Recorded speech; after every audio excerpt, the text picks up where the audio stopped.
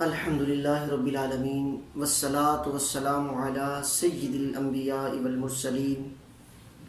اما بعد فاعوذ باللہ من الشیطان الرجیم بسم اللہ الرحمن الرحیم الصلاة والسلام علیک یا سیدی یا رسول اللہ وعلی آلک واصحابک یا سیدی یا حبیب اللہ الصلاۃ والسلام علیک یا سیدی یا نبی اللہ وعلی آلک واصحابک یا سیدی یا نور اللہ۔ میرے پیارے اور میٹھے اسلامی بھائیوں، ہمارے پیارے آقا مدینے والے مصطفیٰ صلی اللہ علیہ وآلہ وسلم کا فرمان عالی شان، جس کا مفہوم کچھ یوں ہے: تم جہاں بھی ہو مجھ پر درود پاک پڑھو، کیونکہ تمہارا درود پاک مجھ تک پہنچتا ہے۔ صلو علی الحبیب صلی اللہ تعالی علی محمد صلی اللہ علیہ وآلہ وسلم۔ میرے پیارے اور میٹھے اسلامی بھائیوں، قرآن مجید فرقان حمید اللہ تبارک و تعالیٰ کی لا ریب کتاب ہے کہ کائنات میں اس جیسی کتاب کوئی نہیں، اور پھر اللہ تبارک و تعالی نے قرآن مجید فرقان حمید کو بھی اور وہ عزت وہ عظمت بخشی ہے کہ وہ کسی اور کے حصے میں یہ چیز نہیں آئی۔ جیسا کہ آج کے حالات ہمیں یہ بتا رہے ہیں کہ اس پرفتن دور کے اندر کچھ لوگ آپ کو ایسے ملیں گے، بلکہ اکثر لوگ ایسے ملیں گے کہ وہ یہ کہتے ہیں کہ قرآن سیکھنے کے لیے، دین سیکھنے کے لیے، اسلام سیکھنے کے لیے ہمیں کسی عالم کے پاس جانے کی حاجت نہیں، ہمیں علماء کے پاس جانے کی ضرورت نہیں، بلکہ خود ہی گھر میں قرآن پڑھیں، خود ہی گھر میں احادیث پڑھیں، اور پھر اپنے ذہن میں اپنے جو بھی اس کی تشریحات چاہے بیان کر دیں، جو آپ کا دل کرے آیت کا مقصد، معنی، مفہوم بیان کر دیں۔ قرآن اتنا آسان ہے۔ میرے پیارے اور میٹھے اسلامی بھائیوں، جس طرح کے زندگی کے دوسرے شعبہ زندگی ہیں، جیسا کہ مثلا ڈاکٹر، آپ نے کبھی کوئی ایسا ڈاکٹر نہیں دیکھا ہوگا کہ جو میڈیکل کی فیلڈ سے وابستہ ہوئے بغیر اور میڈیکل کا علم حاصل کیے بغیر، اس کی پریکٹس کیے بغیر ڈاکٹر بن گیا ہو، اور لوگ اس کے پاس علاج کے لیے بھی جاتے ہوں۔ ایسا نہیں، بلکہ قانوناً اور شرعاً اور ملکی قوانین کے مطابق اس کے خلاف FIR کاٹی جائے گی، اس کے خلاف مقدمہ ہوگا۔ یہ لوگوں کی جانوں سے کھیل رہا ہے، کیونکہ اس کے پاس ڈاکٹریٹ کا علم نہیں ہے، یہ ڈاکٹر نہیں ہے، اس نے بالکل بھی میڈیکل کا شعبہ جو ہے اپنایا نہیں۔ مارکیٹ سے، بازار سے کتابیں لے کر وہاں سے پڑھ لینا اور بات ہے، پراپر باقاعدہ اس کا علم حاصل کرنا، اس فیلڈ کو اپنا کر اس علم کو اپنے حاصل کر لینا، یہ اور چیز ہے۔ اسی طرح زندگی کے کسی بھی شعبے میں چلے جائیں، کسی بھی شعبے میں چلے جائیں، آپ کو کہیں بھی کوئی ایسا نہیں ملے گا جو آپ کو یہ کہہ دے کہ بھائی ٹھیک ہے، آپ اس کی پراپر تعلیم حاصل نہ کریں، بلکہ مارکیٹ میں کتابیں بھری پڑی ہیں، مارکیٹیں کتابوں سے، آپ جس بھی فیلڈ کی چاہیں مارکیٹ سے کتابیں حاصل کریں اور اس کے عالم بن جائیں۔ جیسا کہ ہمارے کچھ دوست و احباب یہ کہتے ہیں کہ سورہ قمر کی آیت نمبر 17، جس کا ترجمہ کچھ یوں بنتا ہے: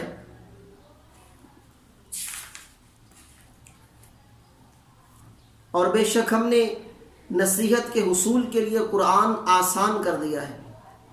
تو ہے کوئی نصیحت قبول کرنے والا؟ تو ہمیں یہ دلیل دے دیتے ہیں کہ دیکھیں جی، اللہ نے تو قرآن کو آسان کر دیا ہے، اللہ نے قرآن کو آسان کر دیا ہے، لہٰذا اب کسی سے پوچھنے کی، کسی عالم دین کے پاس جانے کی بالکل بھی حاجت نہیں ہے۔ حالانکہ ایسا نہیں ہے کہ دیکھیں، اگر آپ کسی عالم کے پاس نہیں جائیں گے، کسی صاحب علم کے پاس نہیں جائیں گے، تو پھر کیا ہوگا؟ پھر آپ کا جو دل چاہے گا آپ اس کا معنی، مطلب، مفہوم، تشریحات بیان کر دیں گے۔ اگر آپ قرآن پاک کی سورہ قمر کی یہ آیت پڑھ رہے ہیں تو قرآن مجید فرقان حمید کی دوسری آیہ مبارکہ بھی آپ کو پڑھنی چاہیے۔ وہ سورہ نحل کے اندر ہے اور آیت نمبر ہے 43۔ اللہ تعالیٰ قرآن پاک میں ارشاد فرماتا ہے فَاسْأَلُوا أَهْلَ الذِّكْرِ إِن كُنتُمْ لَا تَعْلَمُونَ۔ تو اے لوگو، علم والوں سے پوچھو اگر تمہیں علم نہیں۔ اللہ تو قرآن میں یہ فرما رہا ہے کہ اگر تمہیں علم نہیں ہے، اگر تم نہیں جانتے تو پھر صاحب علم سے پوچھو، جو علم والے ہیں ان سے پوچھو۔ یہ تو آپ نے ایک آیت پڑھ لی سورہ قمر کی، اب سورہ نحل میں اللہ کیا فرما رہا ہے وہ نہیں پڑھیں گے۔ اسی طرح میرے پیارے میٹھے اسلامی بھائیوں، آج کے اس پرفتن دور میں کئی لوگ آپ کو ایسے ملیں گے کہ جس نے 2-4 کتابیں پڑھ لی یا 2-4 الفاظ کے معنی یاد آ گئے تو وہ اپنے آپ کو علامہ سمجھنا شروع کر دیتا ہے، وہ لوگوں کو مسائل بیان کرنا شروع کر دیتا ہے۔ اب سنیے، میں آپ کو فاروق اعظم رضی اللہ تعالی عنہ کی سیرت کے کچھ حصے بتاتا ہوں کہ فاروق اعظم رضی اللہ تعالی عنہ جو اس امت مسلمہ کے محدث ہیں، جو اس امت مسلمہ کے بہت بڑے فقیہ ہیں، جو اس امت مسلمہ کے بہت بڑے عالم ہیں، اور آپ رضی اللہ تعالی عنہ کا انداز کیسا تھا؟ اللہ اکبر کبیرہ، اللہ اکبر کبیرہ، کہ نبی پاک صلی اللہ علیہ وآلہ وسلم نے ارشاد فرمایا، کنز الامال کے اندر یہ حدیث مبارکہ موجود ہے کہ ہر نبی کی امت میں 1-2 معلم ہوئے ہیں، اگر میری امت میں کوئی ہو تو عمر بن خطاب رضی اللہ تعالی عنہ ہوں گے۔ حق عمر رضی اللہ تعالی عنہ کی زبان اور دل پر ہے۔ میرے پیارے اور میٹھے اسلامی بھائیوں، کہ نبی پاک علیہ السلام نے فرما دیا کہ حضرت عمر رضی اللہ تعالی عنہ کی زبان پر بھی حق ہے، ان کے دل میں بھی حق ہے۔ اور اتنے بڑے محدث ہو کر، اتنے بڑے عالم ہو کر، اتنے بڑے فقیہ ہو کر آپ کے علم کا حال دیکھیں، آپ کے علم کی، یعنی کہ دیکھیں کہ کتنے چوٹی کے عالم ہیں آپ، اس کے باوجود اللہ اکبر کبیرہ۔ حضرت عبداللہ ابن عمر رضی اللہ تعالی عنہ کہتے ہیں کہ حضرت عمر رضی اللہ تعالی عنہ نے سورہ بقرہ 12 سال میں پڑھی۔ اللہ اکبر، صرف سورہ بقرہ 12 سال میں پڑھی، اور جب آپ نے سورہ ختم فرما لی سورہ بقرہ تو پھر آپ نے ایک اونٹ شکرانے کے طور پر اللہ کی بارگاہ میں ذبح کیا۔ میرے پیارے اور میٹھے اسلامی بھائیوں،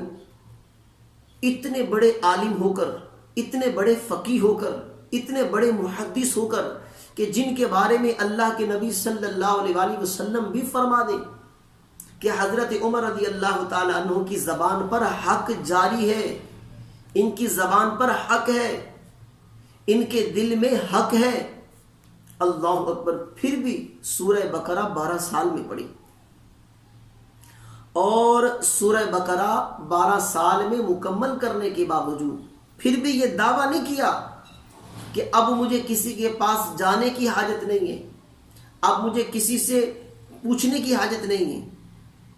حضرت قبیصہ بن جابر رضی اللہ تعالی عنہ نے کہا کہ خدا کی قسم، میں نے حضرت عمر بن خطاب رضی اللہ تعالی عنہ سے زیادہ کتاب اللہ کو پڑھنے والا،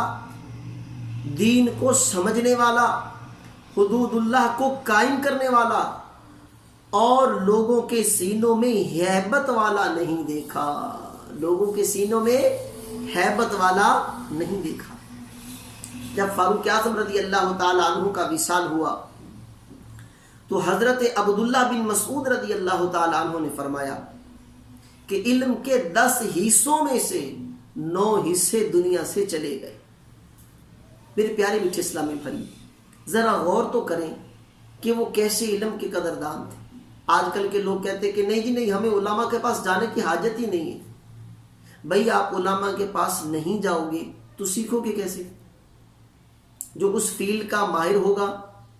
اس فن کا ماہر ہوگا، اس کے پاس جائیں، سیکھیں، اس کے بعد آپ خود تعلیم حاصل کرنے کے بعد لوگوں کو سکھائیں۔ کون روکے گا آپ کو؟ ہم یہ کہتے ہیں کہ بغیر سیکھے نہ جائیں، پہلے خود سیکھیں پھر دوسروں کو سکھائیں، ورنہ کیا ہوگا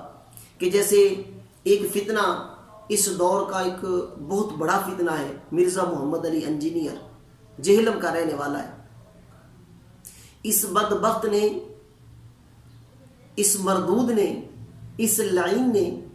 اکابرین امت، اولیاء کاملین، آئمہ حضرات اور جتنے بھی ہمارے امت مسلمہ کے بڑے بڑے علماء، محدث، فقہا ہیں، مفتیان کرام ہیں، اس نے کسی کو نہیں بخشا۔ چاروں آئمہ کے بارے میں بھی اس نے بکواسات کی ہیں، تبع تابعین کے بارے میں ابھی میں نے پچھلے دنوں اس کی ویڈیو دیکھی، معاذ اللہ، اللہ معاف فرمائے، یہ بدبخت کہتا ہے کہ اس امت میں سب سے بڑے جھوٹے تابعین تھے۔ استغفر اللہ۔ اور کہیں یہ حضرت امیر معاویہ رضی اللہ تعالیٰ عنہ کی شان میں بکواس کرتا ہے، اور کہیں یہ دیگر انبیاء کرام علیہ السلام کے ساتھ ساتھ نبی پاک علیہ السلام کی بارگاہ میں بھی گستاخیاں کرتا ہے، اور دعویٰ کرتا ہے علمی کتابی ہونے کا، اور حال اس کا یہ ہے کہ یہ عربی عبارت نہیں پڑھ سکتا۔ تو میرے پیارے میٹھے اسلامی بھائیوں، ہم کسی کو یہ نہیں کہتے کہ بھائی نہ کرو، بھائی نہیں، سب دین کا کام سب کریں، لیکن پہلے سیکھیں اس کے بعد کریں، کیونکہ بغیر سیکھے کام کریں گے تو پھر یہ ہوگا بندہ خود بھی گمراہ ہوگا اور دوسروں کو بھی گمراہ کرے گا۔ اگر خود علم والا ہوگا تو خود بھی راہ راست پر ہوگا، پھر دوسروں کو بھی راہ راست پر لے کر جائے گا۔ اللہ تعالی ہم سب کو عمل کی توفیق عطا فرمائے۔ اللہ تعالیٰ کی بارگاہ میں دعا ہے کہ جو ہم نے سیکھا سنا اس پر عمل کی توفیق عطا فرمائے۔ آمین بجاہ نبی الامین صلی اللہ علیہ وآلہ وسلم۔